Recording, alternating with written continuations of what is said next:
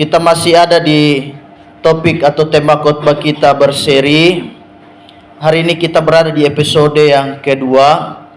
Yang pertama kemarin yaitu rahasia kekuatan gereja di akhir zaman.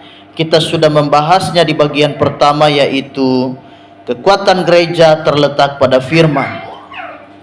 Jadi khotbah sangat berpengaruh bagi pertumbuhan dan juga kekuatan gereja di akhir zaman ini. Kita sudah membahasnya bagaimana kekuatan firman punya pengaruh di dalam pelayanan. Dan yang kedua ini yaitu rahasia kekuatan gereja pada akhir zaman, yang bagian kedua ada pada kesehatian atau ada pada kebersamaan, ada pada kesatuan hati. Kisah Rasul pasalnya yang kedua ayat 42, kita baca ayat ini secara bersama-sama. Kisah Rasul pasal 2 ayatnya yang ke-42. Kita baca ayat ini bersama-sama sembari saudara duduk saja.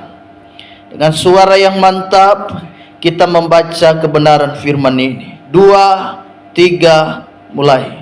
Mereka bertekun dalam pengajaran rasul-rasul dan dalam persekutuan, dan mereka selalu berkumpul untuk memecahkan roti dan berdoa. Puji Tuhan, kubacakan ayat ini sekali lagi. Mereka bertekun dalam pengajaran rasul-rasul dan dalam persekutuan, dan mereka selalu berkumpul untuk memecahkan roti dan berdoa. Garis bawahi satu kalimat yang luar biasa di situ, yaitu mereka berkumpul dalam pengajaran rasul-rasul dan dalam persekutuan. Ada kalimat persekutuan di situ, berarti ini tidak terlepas dari kesehatian. Ada kesepakatan, ada yang namanya bergandengan tangan. Mereka berarti seia sekata. Karena dalam ayat lain menjelaskan, mereka tidak pelit, mereka tidak kikir.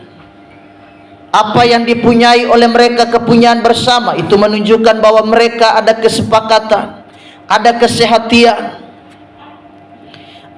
ada kebersamaan yang sangat luar biasa. Jadi kekuatan gereja terletak pada kesehatian. Kita gereja harus bersatu. Kita jemaat GPDI Damai harus benar-benar mendukung pekerjaan Tuhan yang ada, pelayanan yang ada. Kita sehati sepikir, kita satu tekad, kita satu hati untuk bagaimana kita mengembangkan pelayanan ini. Karena yang membesarkan pelayanan ini bukan orang lain. Tidak mungkin Bapak Gembala panggil jemaat dari luar untuk datang untuk supaya topang pelayanan ini, tidak mungkin. Jadi yang membesarkan dan mendukung pelayanan ini adalah saudara sendiri, yang bernama jemaat GPDI Damai, yang bernama majelis, yang bernama pelayan-pelayan altar, yang bernama komisi-komisi wadah dalam pelayanan. Ada komisi pelprap, ada komisi anak, ada komisi wanita. Saudara terus melayani dengan sungguh. Jadi Tuhan terus memakai dan mengurapi. Tuhan Yesus juga memakai Ibu Yani yang sudah melayani sore hari ini. Kiranya pemakaian Allah terus nyata bagi kita semua. Jadi ada kesatuan hati, ada kesepakatan. Satu pelayanan itu dia maju kalau jemaat kita semua sepakat. Karenanya dalam rapat jemaat, Bapak dan Ibu Gembala selalu meminta pendapat saudara. Bagaimana menurut jemaat? Sepakat? Sepakat. Kalau ada yang belum sepakat, sampaikan apa alasannya dan lalu kita pecahkan bersama. Apa kira-kira yang menjadi tidak sepakat itu? Jadi saya dan saudara mesti sepakat. Sama seperti saudara membakar ikan. Kalau bakar ikan dengan satu arang saja pasti mustahil. Ikan itu tidak akan masak sampai kapanpun. Tapi coba kalau satu arang ini digabungkan dan dikumpulkan dengan arang-arang yang lain, mereka berpadu menjadi tumpukan yang besar, maka mereka bisa membakar ikan. Bisa bakar ikan gutila, bisa bakar ikan cumi, dan bahkan bisa bakar daging berdua. Kenapa? Karena mereka disatukan, mereka dikelompokkan. Pelayanan ini tidak mungkin dia akan berjalan kalau tanpa saudara. Tidak mungkin dia berjalan tanpa majelis, tanpa pelayan-pelayan Tuhan. Kita semua melengkapi dalam pelayanan ini. Ada penari tamborin, ada pelayan-pelayan altar backup singers, dan ada yang pimpin pujian, ada yang menerima tamu, ada juga yang melayani firman Allah. Kita semua pelayanan bersatu dan tujuannya sama, yaitu hanya untuk meninggikan Yesus Kristus. Jadi mereka bertekun dalam pengajaran rasul-rasul dan dalam persekutuan. Mereka bersekutu. Yohanes 17 ayatnya yang ke-11. Yohanes pasal 17 ayatnya yang ke-11. Yang pertama, kesehatian atau kebersamaan atau persekutuan adalah merupakan doa dan keinginan Yesus Kristus. Di dalam Injil Yohanes 17 ayatnya yang ke-11. Dan aku tidak ada lagi di dalam dunia, tetapi mereka masih ada di dalam dunia. Dan aku datang kepadamu, ya Bapa yang kudus, peliharalah mereka dalam namamu, yaitu namamu yang telah engkau berikan kepadaku, supaya mereka menjadi satu sama seperti kita. Garis bawahi kalimat Yesus, supaya mereka menjadi satu sama seperti kita. Allah kita adalah Allah Tritunggal.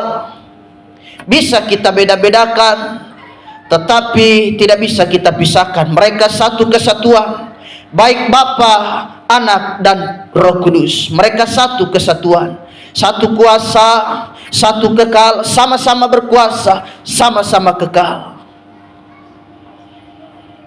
Jadi kita adalah satu kesatuan, gambaran daripada Allah yang satu itu.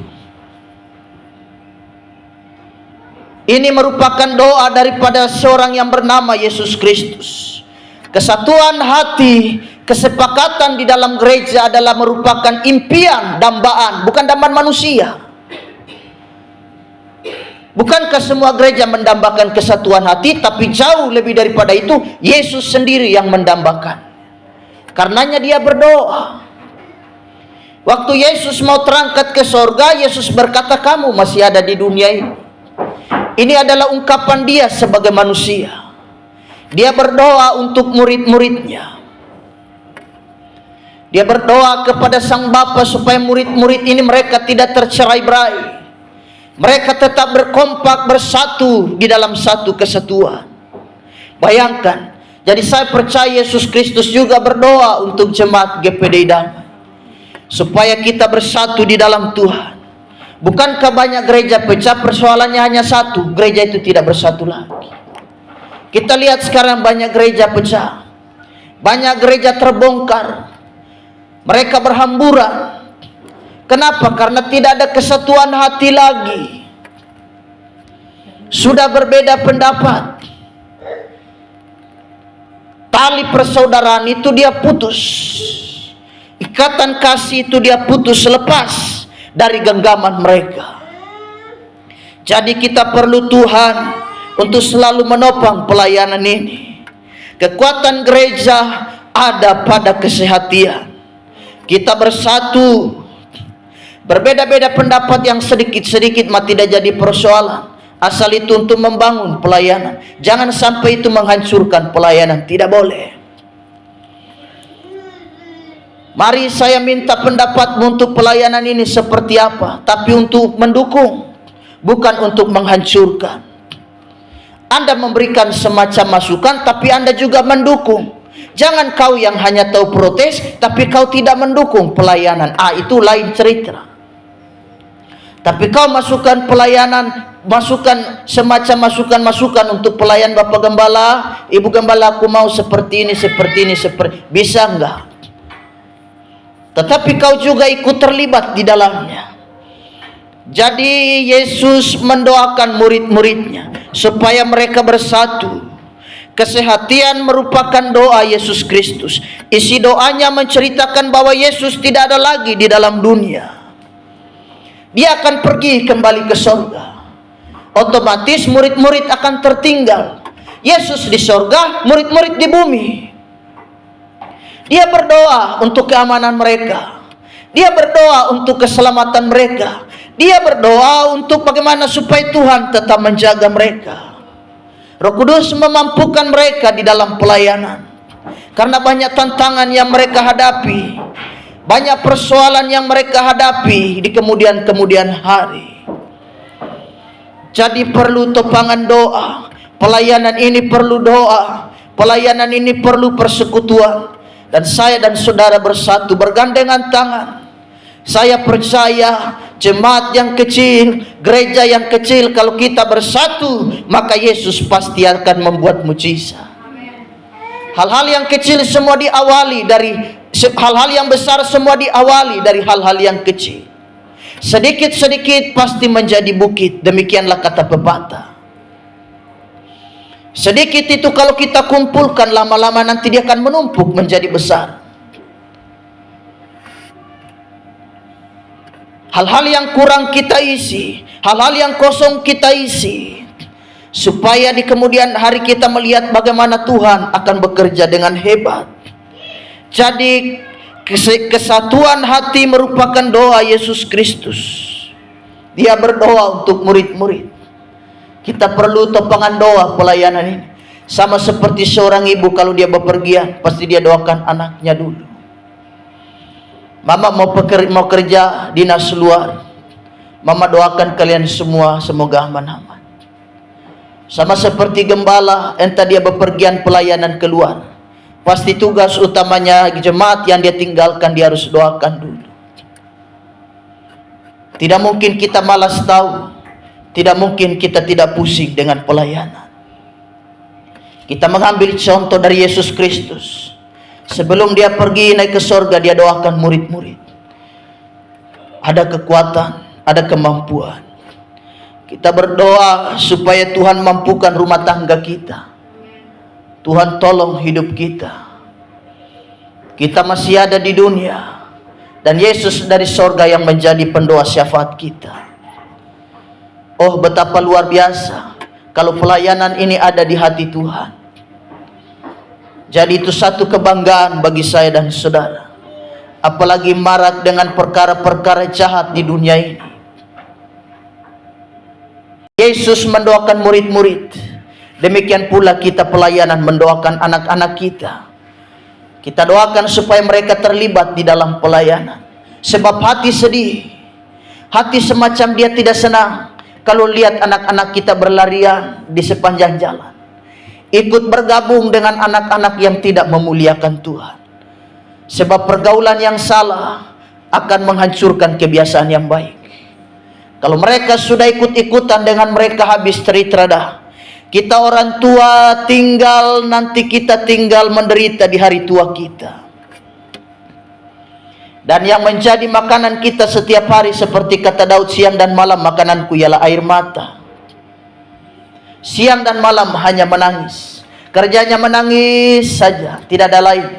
Kenapa hati susah? Karena melihat anak-anak. Tapi kita lihat luar biasa anak-anak kita bisa melayani. Bapak Gembala memang mendorong, mari supaya mereka terlibat dalam pelayanan. Kenapa gereja lain bisa? Kenapa kita tidak bisa? Kita juga bisa, karena kita punya Tuhan juga yang luar biasa. Kita punya Allah yang hebat, bisa memampukan kita, bisa menolong saya dan saudara. Kita bisa karena Allah kita mampu. Kita bisa karena Yesus kita luar biasa. Apa yang tidak bisa dikerjakan oleh Tuhan dalam pelayanan ini? Bisa saja. Segala sesuatu bisa bagi Dia. Tidak ada yang tidak bisa. Yang tidak bisa itu kecuali saya dan saudara. Itu baru kita berkata tidak bisa. Tapi kalau bagi Tuhan bisa. Jadi karena itu saya mendorong saudara untuk tetap setia dalam pelayanan. Ada pelayanan-pelayanan yang belum kita isi, kita isi. supaya kita tidak heran ketika kita melayani keluar. Kita menjadi heran, kita bilang, iya ya, menyesal aku kenapa di gerejaku tidak dibikin begini ya. Baru tahu aku kenapa di gerejaku tidak pernah dibikin begini, dibikin begini. Sekarang kita bikin, kita melangkah saja, pasti Tuhan buka jalan. Jadi yang pertama kita lihat kesehatian merupakan doa Yesus Kristus. Mengapa Yesus mendoakan mereka? Karena Yesus tidak bersama-sama lagi dengan mereka. Dia berbicara sebagai manusia. Kalau sebagai Allah, Allah tetap menyertai mereka dimanapun mereka pergi. Tetapi karena dia berbicara mewakili sebagai manusia, manusia tidak mungkin ada, tidak mungkin selalu bersama-sama dengan mereka. Dia akan pergi ke sorga. Sebagai manusia tidak mungkin akan terus berada dengan murid-murid. Tapi kalau dia sebagai Tuhan, terus ada menyertai mereka. Jadi kalimat ini karena dia sebagai manusia, dia mendoakan mereka dan dia akan pergi. Semacam ada perpisahan. Semacam ada hal-hal yang mendorong Yesus untuk harus mendoakan murid-murid. Yang kedua, isi doa Yesus Kristus ini bagi murid-muridnya adalah bahwa mereka masih ada di dunia. Kita tahu godaan dunia itu luar biasa. Kita tahu ancaman dunia itu luar biasa. Yesus menyadari betul akan hal itu. Dia berkata, kasihan murid-murid, mereka masih ada di dunia. Saya sudah pergi ke surga. Mereka masih bergumul di dunia. Sedangkan dunia itu diwarnai dengan berbagai macam problema. Dunia itu daya tariknya besar, seperti yang pernah saya khotbahkan bagaimana Demas dan Yudas Iskariot jatuh ke dalamnya. Demas dan Yudas Iskariot terperosok di dalamnya. Karena memang daya tarik dunia itu luar biasa.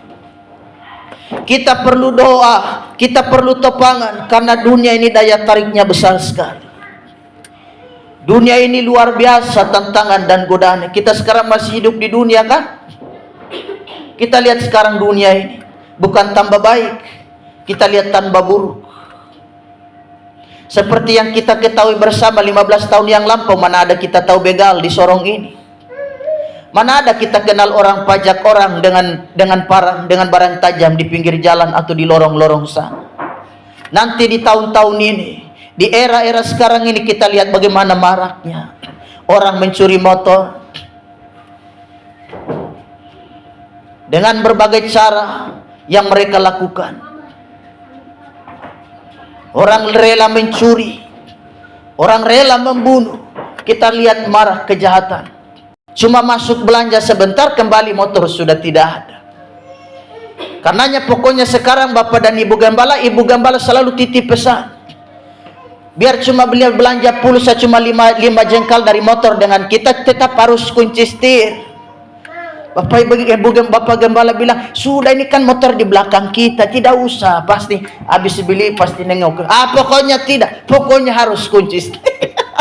Karena begitu takutnya Ibu Gembala. Ini motor satu-satunya lagi. Kalau hilang kasihan sekali. Berarti kita jalan kaki dari kilometer 10 ke jalan baru untuk pelayanan. Jadi motor yang sebiji ini saja kita jaga sedemikian rupa. Jadi karena itu kita lihat itu kejahatan.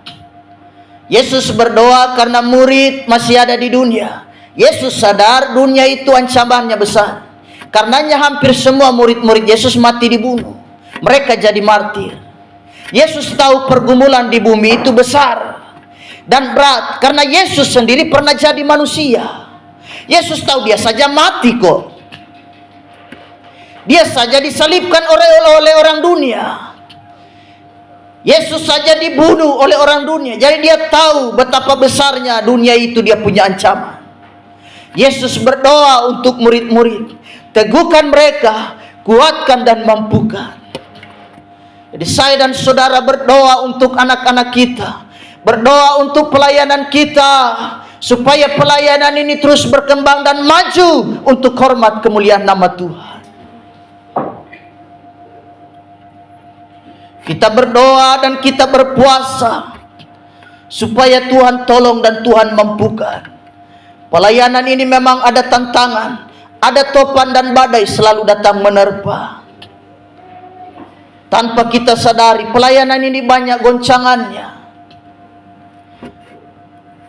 Kalau goncangan-goncangan dari luar mah tidak jadi persoalan, kita bersatu tengking langsung hilang.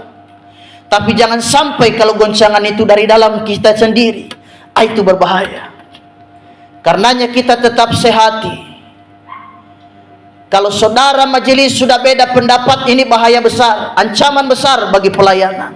Sekarang setan tahu waktunya sudah dekat. Karenanya setan berbagai cara untuk dia cari kawan untuk masuk neraka. Dia tidak mau masuk sendirilah. Dia diusir saja dari surga, dia bawa sepertiga malaikat ikut dia. Masa mau masuk neraka dia tidak mau bawa teman-teman? Dia bawa lebih banyak lagi, bukan sepertiga, mungkin hampir seluruh dunia ini. Tapi kita berdoa, orang percaya selalu Tuhan menolong dan memampukan. Dan saya percaya kita tidak ikut bisikan setan. Kita tidak ada pada barisan golongan yang dimana setan membawa kita terjerumus di dalam api neraka itu. Tetapi kita berada pada golongan di mana Yesus datang dan kita menyambut di awan yang permai. Yesus berdoa, dia sadar karena murid-murid masih ada di bumi. Yang ketiga, mengapa Yesus berdoa? Isi doa daripada Yesus Kristus, dia memohon supaya murid-muridnya menjadi satu seperti Yesus dan Bapa. Bukan satu secara organisasi, tetapi satu sebagai tubuh Kristus. Tidak melihat lagi warna kulit, tidak melihat lagi potongan badan. Dia tinggi 1,70 meter atau dia 1 meter pas atau bagaimana. Tidak lihat itu. Tidak lihat lagi persoalan bagaimana dia rambut lurus apa model bagaimana. Dia mata sipit atau dia mata besar, tidak jadi persoalan. Kita menjadi satu, berpadu di dalam tubuh Kristus. Tidak peduli dia mau kulit hitam atau kulit putih, tetap Tuhan sayang. Jadi saya dan saudara kita lihat di sini, isi doa daripada Yesus Kristus adalah supaya kita menjadi satu. Oh, alangkah indah dan baiknya kalau kita menjadi satu di dalam Tuhan. Kita lihat dalam pelayanan ini bagaimana kalau kita bersatu. Tuhan selalu tolong dan buka jalan, kan? Kesatuan hati. Rumah tangga juga kalau tidak sehati, pasti rumah tangga itu juga bubar. Kita lihat rumah tangga kalau sudah tidak sehati. Persoalan rumah tangga tidak lain dah. Itu bukan persoalan ekonomi juga, pasti tidak ada kesehatian. Sebab kalau kita bersatu, persoalan ekonomi mah gampang. Biar kita makan apa yang ada, kita makan nasi dengan campur garam, tidak jadi persoalan. Asal kita bersatu, pasti luar biasa. Tapi kalau kesehatian sudah tidak ada, biar lagi di rumah berkecukupan. Di rumah lagi semua ada. Di rumah semua makanan lengkap. Sampai kita bikin jadwal untuk masak menu. Hari Senin masak ini, hari Selasa masak ini, hari Sabtu masak ini, dan terus. Kenapa? Karena kita punya persediaan makanan banyak. Tetapi kalau kesatuan hati sudah tidak ada dalam rumah tangga, itu percuma. Semua menu yang kau jadwalkan tadi itu semua percuma. Karena kesatuan hati sudah tidak ada. Istri biar jago masak, suami pergi cari makan di luar. Kenapa? Karena kesatuan hati sudah tidak ada. Padahal istri jago masak. Tetapi kalau kita sehati, biar makanan sederhana. Biar saya dan saudara tidak tahu, hari ini puji Tuhan bisa makan, kita pikir-pikir besok tidak tahu bagaimana. Tidak tahu bagaimana ini ya. Saya bilang sama Ibu Gembala tadi, Bapak dan Ibu Gembala berkelakar sedikit di rumah tadi. Saya bilang sama Ibu Gembala, ada bilang pokoknya anak-anak kita ini harus kita jaga dengan baik. Karena Benaya ini baru selesai sembuh. Dia muntaber kemarin. Jadi kalau dan dua sudah main pasir sedikit, oh kita sudah larang. E-nya atau eser, stop. Jangan, tidak boleh sakit. Bapak dan mama lagi susah, tidak dapat. Tidak boleh sakit. Ibu gembala saja pergi mau berobat di puskesmas Malawai ditolak. Mereka bilang anak ini tidak terdaftar di sini. Dia terdaftar di mana? Kilometer 12. Ya astaga. Dia terdaftar, akhirnya ditolak. Ibu gembala bilang, ya terima, sudah kasih masuk dia pasien umum aja biar kami bayar obat. Tidak, pokoknya ibu gembala sampai emosi. Ya ditangani dulu, dia ini sudah muntah-muntah. Nanti kalau obat bayar ya nanti kami bayar aja, kasihan tolong dia dulu. Tidak, pokoknya harus ke kilometer 12. Itu betapa susahnya kalau anak-anak sakit. Jadi repot, saudara. Jadi bapak gembala berkelakar sama ibu gembala, kita ini bukan orang kaya, orang berada. Jadi makan pun kita harus pilih-pilih. Hari Senin makan di Jakarta, hari Selasa makan di Australia, hari Rabu kita makan di Prancis, hari Kamis kita makan di Jepang, hari Jumat kita makan di Manokwari, hari Sabtu kembali ke kota Sorong. Kenapa? Karena kita orang berada. Tapi kasihan, kita bersyukur saja makan hari ini. Besok tidak tahu bagaimana. Besok tinggal bagaimana Tuhan buka jalan. Kita berharap pada Tuhan. Saudara, saya percaya pernah alami yang begitu. Bagaimana saudara makan hari ini sudah syukur, sudah puji Tuhan sekali. Tinggal kita bagaimana besok ini Tuhan buka jalan apa bagaimana ya. Tapi orang yang berharap pada Tuhan tidak pernah berkekurangan. Ada-ada saja caranya untuk memberkati kita. Karenanya kita kompak bersatu di dalam rumah tangga, di dalam pelayanan. Saudara mau lihat mujizat, haleluya. Saudara bersatu di dalam Tuhan. Karena itu doa Yesus Kristus, bukan manusia punya doa, Allah sendiri yang berdoa supaya murid-murid, supaya kita bersatu. Berarti kesatuan di dalam gereja, di dalam pelayanan adalah dambaan Yesus. Itu menjadi sukacita Yesus. Yesus menginginkan gereja itu hidup rukun, jemaat hidup rukun bersatu seia sekata.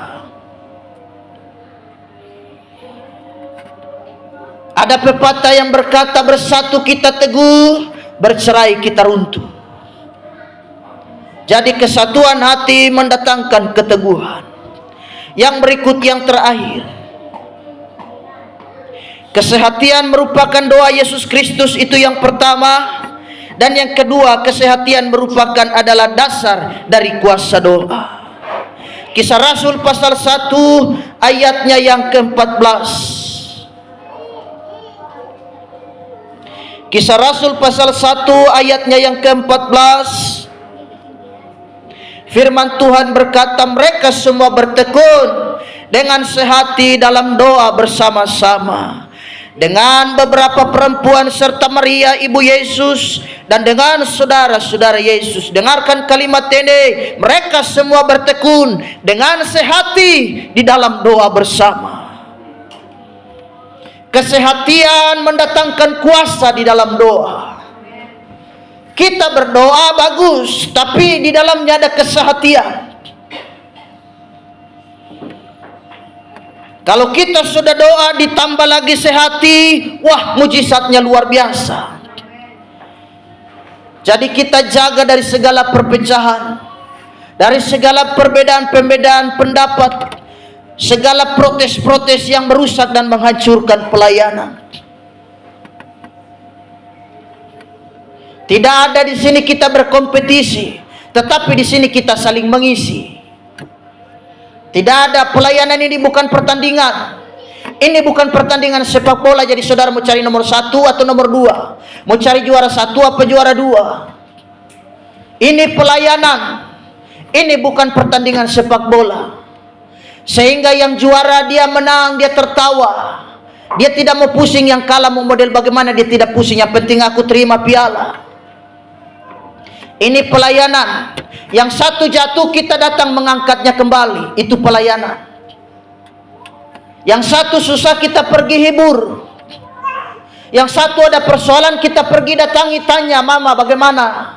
Aku dengar-dengar ada masalah ini ya. Betul anak. Ayo kita hadir di dalam doa dan puasa. Kita hadir dalam kebaktian wanita. Persoalan itu pasti terpecahkan di sana. Ini bukan pertandingan sepak bola, sehingga juri harus mencari mana yang juara 1 dan juara 2, atau juara 3 dan juara harapan, dan juara-juara yang lain. Ini pelayanan. Pelayanan ini tidak pakai juara. Saudara melayani di sini sama di mata Tuhan. Entah Ibu Marisa, entah Ibu Talatu, ataupun Ibu Yani, Ibu Gembala, entah Nona Lus Talahat, sama. Di mata Tuhan dia tidak lihat Ibu Gembala juara 1, Ibu Yani juara 2. Tidak ada. Di mata Tuhan sama aja. Ini pelayanan.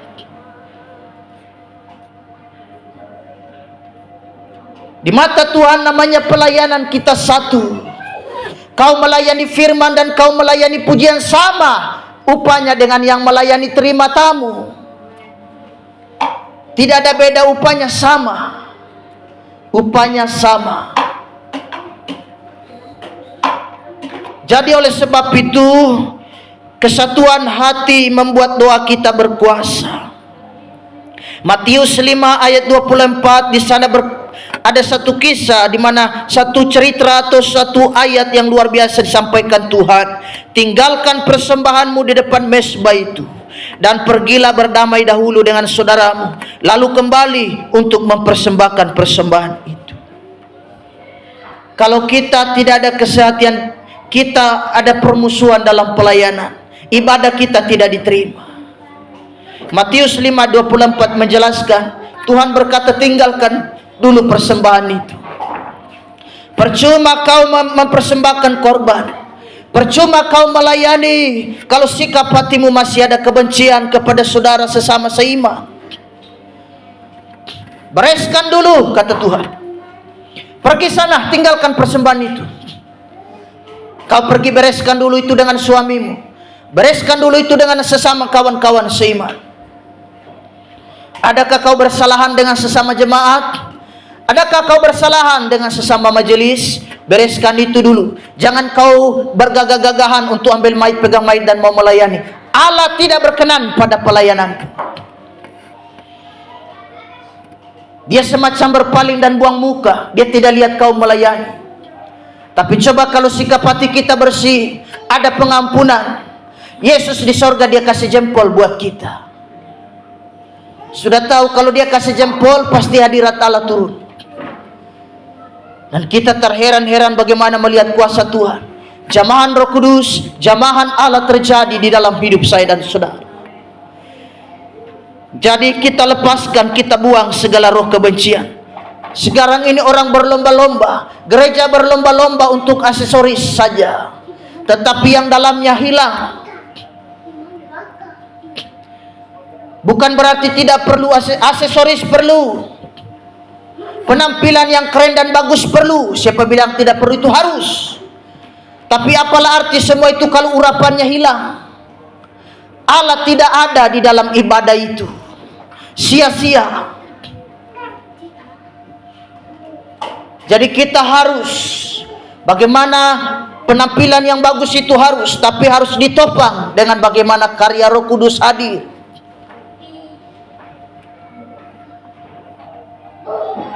Jadi kita penting kesatuan hati.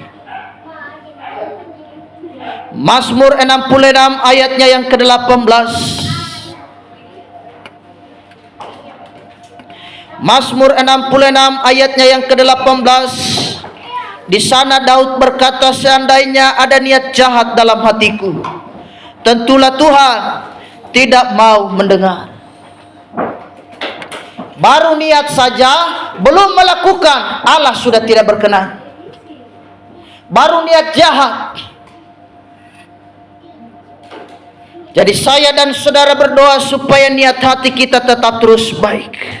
Markus 2 ayat 1 sampai ayat 5. Kemudian sesudah lewat beberapa hari, waktu Yesus datang lagi ke Kapernaum, tersiarlah kabar bahwa ia ada di rumah. Maka datanglah orang-orang berkerumun, sehingga tidak ada lagi tempat, bahkan di muka pintu pun tidak, sementara ia memberitakan firman kepada mereka. Markus 2 ayat 1 sampai 5 bercerita tentang ada seorang lumpuh yang digotong oleh 4 orang untuk mencari kesembuhan. Ayat ini tidak memberikan kita semacam konfirmasi, tidak memberitahu kita 4 orang ini siapa sebenarnya, kakak-kakaknya, saudara-saudaranya, apa siapa ya. Alkitab tidak memberi kejelasan itu. Tapi bayangkan, orang 4 ini rela demi keselamatan orang lain, kesembuhan orang lain, mereka rela untuk membantu.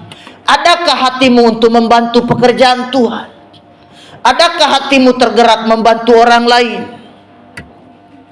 Meskipun itu bukan siapa-siapa kita.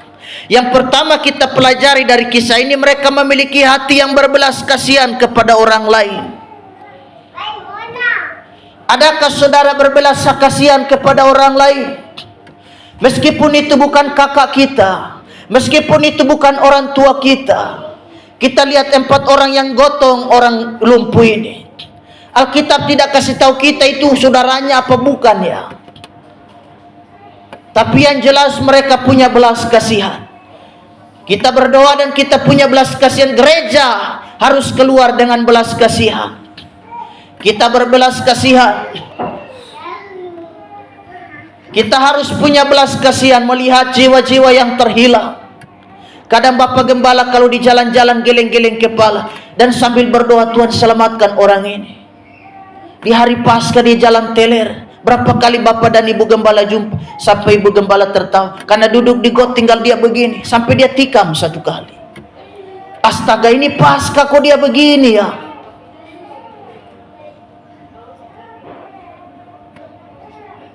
Kita berdoa untuk keselamatan jiwanya. 4 orang ini gotong orang lumpuh, mereka berbelas kasihan. Kita juga berbelas kasihan bagi orang yang mungkin bukan lumpuh secara fisik, tapi lumpuh rohaninya. Mereka mungkin terlihat sehat, tangan utuh, kaki utuh, tapi rohani lumpuh. Itu yang kita harus berbelas kasihan buat mereka. Karena kerohanian mereka menjadi lumpuh. Itu yang menjadi tanggung jawab kita, kita doakan supaya Tuhan menolong.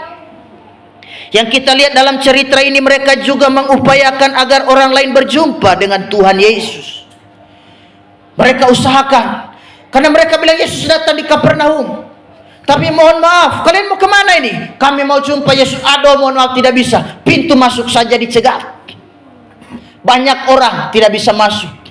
Yesus sungguh populer waktu itu. Yesus sungguh terkenal. Kita lihat kalau artis-artis datang masuk di rumah, datang di satu desa, langsung gempar tuh satu desa. Sampai orang harus mendatangi jumpa, dia harus berfoto.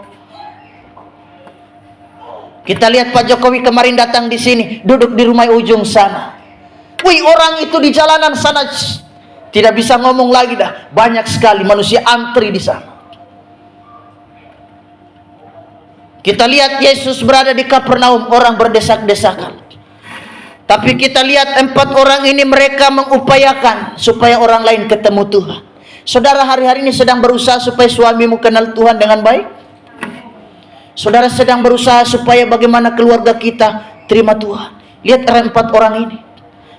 Meskipun itu bukan keluarga mereka kah, tapi mereka berusaha supaya dia harus jumpa Tuhan juga. Dia harus terima kesembuhan. Jadi 4 orang ini kita pelajari ada semacam gairah untuk membawa orang lain juga kepada Tuhan. Sehingga kita lihat dalam cerita selanjutnya dikatakan mereka sengaja nekat bongkar atap rumah. Turunkan dengan kain ke bawah. Pakai tali. Turunkan. Tepat di depan Yesus. Menjadi heran Yesus. Mereka sengaja bongkar atap rumah. Mereka tidak pikir-pikir apalagi nanti berkelahi dengan yang punya rumah apa bagaimana. Sabar dululah itu, nanti itu kita urus ke belakang. Yang penting orang ini ketemu Tuhan dulu. Sudahlah, itu gampang itu. Orang caci maki kita, orang hina kita mah itu gampang. Yang penting aku mau pergi ketemu Tuhan dulu. Sebab kalau kita urus yang itu dulu, kita jadi tinggalkan Tuhan. Akhirnya kita duduk berlarut dan pikirkan dia punya kata-kata yang luar biasa, bikin menyayat hati. Sepanjang hari kita tidak ingat nama Tuhan yang ajaib lagi. Kita cuma ingat dia pemuka, sehingga kita emosi. Kita ingat bagaimana dia punya bibir dan mulut itu berkata-kata. Rasanya kita mau pergi ke rumahnya dan kita mau patahkan dia punya bibir itu, mulut itu. Siang malam kita hanya dihantui dengan dia punya lidah jahat itu. Rasanya kita mau ke sana, mau ambil tang, kita mau cabut lidah itu. Tapi kita bilang tinggalkan itu dulu. Tidak pusing dengan itu. Saya mau pergi ketemu Tuhan. Jadi kita belajar bagaimana kita membawa, mengupayakan supaya orang lain juga terima Tuhan. Betapa indah luar biasa satu keluarga ada dalam rumah Tuhan. Kita melayani bersama, dengar firman bersama. Kita bertumbuh di dalam Tuhan secara bersama-sama. Sungguh sukacita yang besar. Mama terima tamu, bapak bawa doa pembukaan, anak main rebana, yang satu main musik, yang satu singers. Oh, betapa luar biasanya rumah tangga itu, keluarga itu. Apakah mereka terlihat baik-baik saja? Oh tidak, masalah ada, tapi mereka tetap melayani. Jadi tetap setia di dalam Tuhan. Yang terakhir kita pelajari dari kisah 4 orang yang menggotong orang lumpuh ini, mereka memiliki iman yang nyata. Karenanya waktu diturunkan dari atas loteng itu, dari atas atap itu, Yesus berkata, luar biasa imanmu. Kita perlu umat-umat yang punya iman yang luar biasa dalam pelayanan. Kita perlu pemusik yang punya iman. Jangan apa-apa tidak bisa, apa-apa ragu. Kita butuh pemuji yang juga punya iman, yang tidak bertanya-bertanya, ini bisa apa tidak saya. Kayaknya saya tidak layak ini.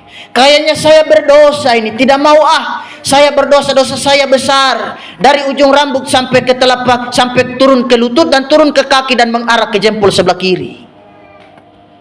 Akhirnya kita begitu terus. Kita merasa hidup kita selalu berdosa. Tidak ada pengharapan. Hidup selalu didikte dan dituding oleh dosa. Kita bilang kita orang berdosa. Padahal kita sudah diampuni dalam peristiwa Paskah kemarin. Kita sudah disucikan. Dosamu merah seperti kain kermis, disuci putihkannya seperti bulu domba. Dosa kita yang merah seperti kesumba, kita lihat sudah diputihkan seperti bulu domba, seperti salju. Kita bersyukur untuk kebaikan Tuhan. Kita melayani bersama. Jangan lupa kita sepakat di dalam Tuhan. Jadi tema khotbah berseri kali ini, 7 kekuatan gereja di akhir zaman. Ada pada firman, pada khotbah, ada pada persekutuan, ada pada kesehatan. Kita bersatu. Saya percaya jemaat GP Damai akan besar kalau kita bersatu. Kita tidak akan jadi besar kalau kita tidak ada kesatuan hati. Kita akan tercerai-berai seperti anak ayam yang kehilangan induk. Kita perlu Tuhan, kita perlu Allah untuk terus menopang pelayanan ini. Bapak Gembala punya doa selalu berkata, Tuhan kau bertakhta di atas pelayanan ini. Karenanya lihat ibadah kita lain kan. Pokoknya siapapun yang berdiri melayani di sini pasti doa ini kusisipkan dalam penyembahan. Setiap hari. Setiap hari Minggu, hari pertengahan minggu, dalam ibadah, dalam doa. Selalu Bapak Gembala ngomong, tidak ngomong yang lain. Sudah doa syafaat, sudah Bapak Gembala doa secara khusus. Tuhan kau menjadi raja di pelayanan ini. Kau bertakhta di pelayanan ini. Jangan kau beranjak dari sini Tuhan. Jangan kau pergi tinggalkan pelayanan ini. Kasihan Tuhan, pelayanan ini sudah kecil, sudah sederhana lagi, baru Tuhan tidak ada di sini. Ya, apalah nasib kita. Betapa malangnya pelayanan itu. Tapi kami mau lihat mujizat yang terjadi. Kami mau lihat perkara-perkara ajaib terjadi atas pelayanan ini. Tuhan hadir di sini. Roh Kudus hadir dalam setiap ibadah kami. Itu menjadi doa Bapak Gembala. Karenanya ibadah-ibadah kita selalu diwarnai dengan mujizat, selalu diwarnai dengan urapan Tuhan. Kita butuh yang namanya kesehatan. Jangan pernah saudara menimbulkan kebencian sehingga ada perpecahan di tengah jemaat. Tidak boleh. Kita bersatu, kita sehati. Jemaat mula-mula mereka bersatu di dalam Tuhan. Haleluya. Kiranya Tuhan memampukan kita. Rindu sekali supaya kita benar-benar melihat mujizat Tuhan. Saudara rindu melihat mujizat atas pelayanan ini. Haleluya. Kita hidup sehati. Jangan ada perbedaan di antara kita. Bapak dan Ibu gembalamu ini nih tidak seperti gembala lain. Sekali lagi, kami tidak seperti orang lain. Kami tidak pernah pilih kasih. Kita sama dalam pelayanan ini. Kita duduk sama rendah, kita berdiri sama tinggi, berat sama-sama kita pikul, ringan sama-sama kita jinjing. Tidak ada perbedaan. Bapak dan Ibu gembala tidak lihat perbedaan. Kita sama. Karena kita satu tubuh Kristus. Yesus tidak pernah membeda-bedakan kita. Kita sama di hadapan Tuhan. Tuhan Yesus memberkati. Mari saudari Echa maju ke depan. Kita angkat pujian penyembahan. Kita bersyukur buat firman Allah yang telah kita dengar pada kesempatan sore hari ini. Biarlah kiranya firman ini menguatkan kita. Firman ini memampukan kita dalam keadaan apapun. Kesehatan penting dalam pelayanan. Kehancuran gereja ada pada iri hati dan tidak ada kesepakatan. Ketika jemaat tidak sepakat, maka pasti ada kehancuran di situ. Haleluya.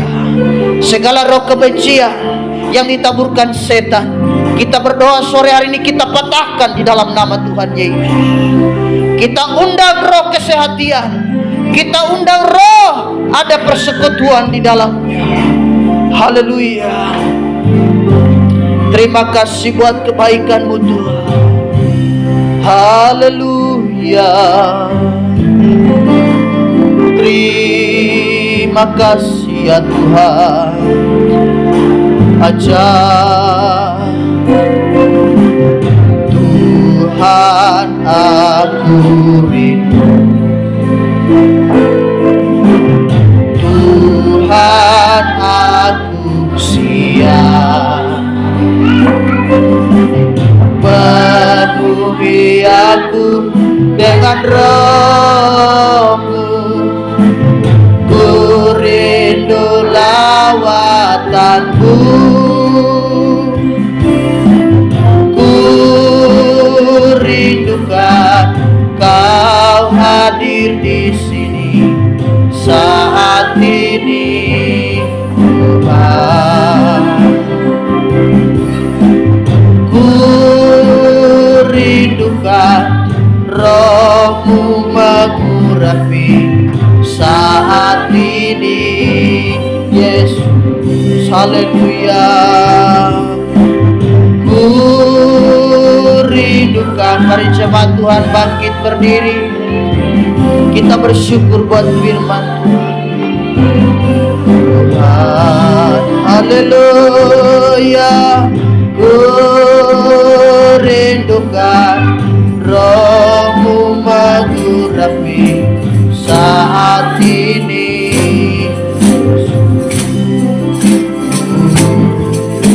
Saat ini.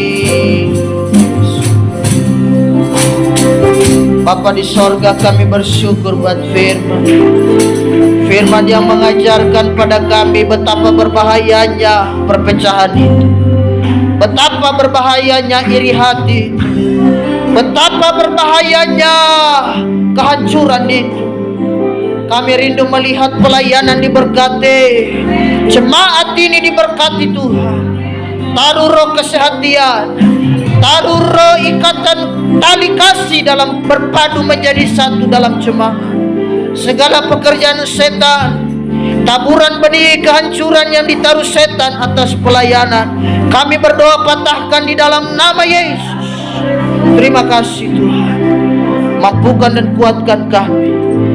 Terima kasih Tuhan, tolong bela kami supaya kami bisa mengikuti serial 7 7 kunci keberhasilan gereja boleh terselesaikan dengan baik, dan kami boleh diberkati Tuhan. Dalam nama Tuhan Yesus, kami bersyukur. Sebentar kami akan memberi korban persembahan. Kami mau memberi yang terbaik kepada Allah yang terbaik. Haleluya, haleluya. Semua yang percaya bersama katakan amin. Puji Tuhan.